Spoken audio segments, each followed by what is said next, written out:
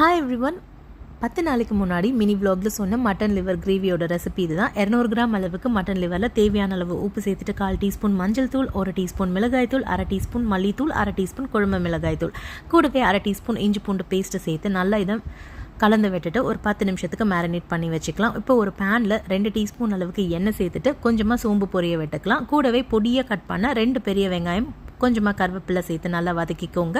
இதில் 1/2 டீஸ்பூன் அளவுக்கு சோம்பு தூளும், 1/2 டீஸ்பூன் அளவுக்கு சீரகத்தூள், 1/2 டீஸ்பூன் இஞ்சி பூண்டு பேஸ்ட் சேர்த்து நல்லா பச்சை வாசனை போகிற வரைக்கும் வதக்கிட்டு அதுக்கப்புறமா 1/4 தக்காளி மட்டும் சேர்த்து நல்லா வதக்கிக்கலாம். அதுக்கு பிறகு நம்ம மேரினேட் பண்ணி வச்சுருக்க இந்த மட்டன் லிவரை இதில் சேர்த்து நல்லா ஒரு 2 நிமிஷத்துக்கு வதக்கி கொடுத்துட்டு ஒரு 1/4 கப் அளவுக்கு தண்ணி சேர்த்து ஒரு 8லேருந்து 10 நிமிஷம் இது லோ ஃப்ளேமில் அப்படியே க்ளோஸ் பண்ணி வச்சுருங்க.